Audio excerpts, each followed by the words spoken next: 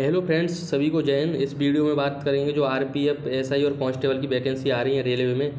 तो उसमें आपकी फॉर्म ऑनलाइन होना कब से स्टार्ट होने वाले हैं और आपकी एज लिमिट क्या रहेगी, क्या क्वालिफिकेशन होना चाहिए, और जो फिजिकल है उसमें तो बॉयज़ के लिए क्या फिजिकल रखा गया है और गर्ल्स के लिए क्या रखा गया है, इसमें सब कुछ बताने वाले हैं। तो देखो स्टार्ट करते हैं। जो आपके फॉर्म ऑनलाइन होने की लिंक है वो एक्टिवेट 15 अप्रैल से हो जाएगी।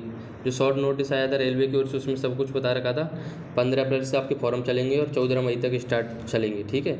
इसके बाद में ये आपको सब इंस्पेक्टर और कांस्टेबल दोनों के लिए एक साथ एक्टिवेट हो जाएगी। दोनों के अगर आपको फॉर्म भरने हैं तो दोनों के फॉर्म अलग से फिलअप करने होंगे, ऐसा नहीं है कि एक ही से ही। अब इसकी में एज लिमिट क्या रखी होती है, तो कांस्टेबल की जो एज लिमिट होती है वो आपकी 18 साल से लेकर के और 28 साल तक होती है। पर वहीं पे अगर एसआई की बात करते हैं सब इंस्पेक्टर की, तो उसकी एज लिमिट 20 साल से लेकर के 28 साल तक होती है। जो भी कैटेगरी में उनको छूट मिलती है वो अलग से मेंशन होता रहता है, वो आपको पता ही होगा। इसके बाद में अब आपका जो क्वालिफ़िकेशन, तो देखो क्वालिफ़िकेशन आपकी रहती है। अगर कांस्टेबल के लिए आपकी तैयारी कर रहे हो तो कांस्टेबल के लिए आपको फिलअप करना है, वो 10th बेसिस पे हो जाएगा, ओनली 10th पर। अगर आप एसआई के लिए, सब इंस्पेक्टर के लिए अप्लाई कर रहे हो तो आपके लिए ग्रेजुएशन होना ज़रूरी है, किसी भी स्ट्रीम से हो, ऐसा कुछ नहीं है। और अगर आप बोलो कि क्या आईटीआई ज़रूरी है, तो आईटीआई कुछ ज़रूरी नहीं है। बस आपको जो मैंने बताया है कि 12th 10th से कर सकते हैं और उधर ग्रेजुएशन से, और कोई दोनों की करना चाहे तो दोनों से कर सकता है, दोनों फॉर्मों को। और दोनों फॉर्म ही, अगर जिसके पास बैचलर डिग्री है तो वो दोनों फॉर्म को अप्लाई करे। इसके बाद में अब आपकी देखो हाइट बता दी मैंने, जो एज बता दी। अब इसके बाद में बात करते हैं फिजिकल की, पीईटी और पीएसटी क्या रहता है आपका। तो देखो अब इसमें मेल्स के लिए अलग रहता है और गर्ल्स के लिए अलग। तो मेल्स में अगर आप जनरल या ओबीसी कैटेगरी से, जो आपकी 165 सेंटीमीटर हाइट होनी चाहिए, और एससी या एसटी से हो तो 160 सेंटीमीटर।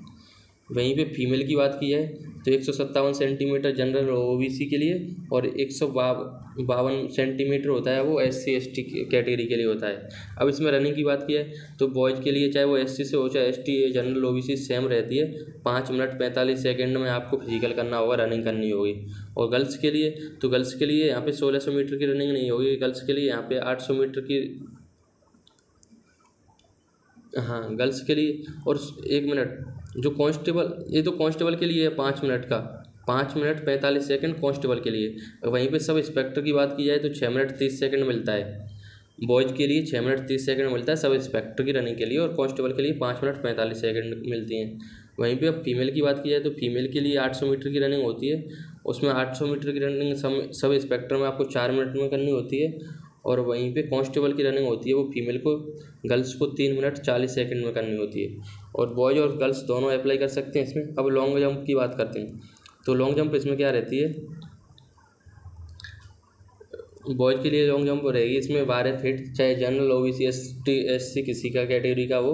और फीमेल की रहती है 9 फीट, ये सब इंस्पेक्टर के लिए है।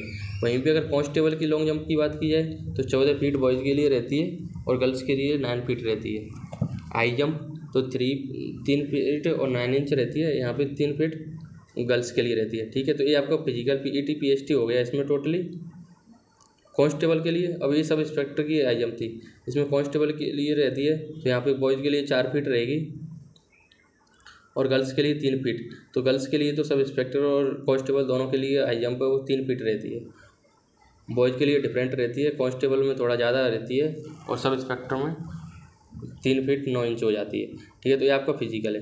अब एक बात बता दूं, अब बहुत से फ्रेंड होते हैं उनका फिजिकल में उनको मतलब इश्यू होता है, या हाइट में इश्यू होगा, या गर्ल्स होंगी उनको शौक नहीं, मतलब किसी को रहता है कि मेरे को मतलब वर्दी वाली या बेल्ट वाली जॉब नहीं करनी है, बाई चांस ऐसे होती है, पसंद नहीं करते हैं वो या उनकी फैमिली वाले।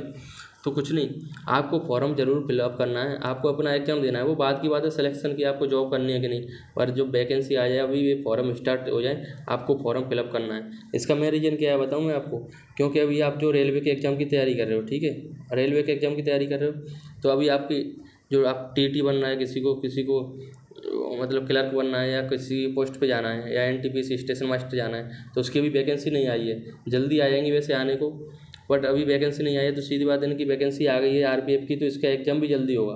और एग्ज़ाम जल्दी होगा तो आपको रेलवे का एग्ज़ाम एक एक तुम खुद प्रैक्टिस सेट बाहर करो, एक तुम एग्जाम हॉल में जाके रेलवे का एग्जाम दोगे तो आपको पता चलेगा कि आप किस तरीके से क्या रेलवे का एग्जाम रहता है और क्या आपका जो एग्जाम हॉल के अंदर क्या प्रेशर किस तरीके से उसको फील कर सकते हो।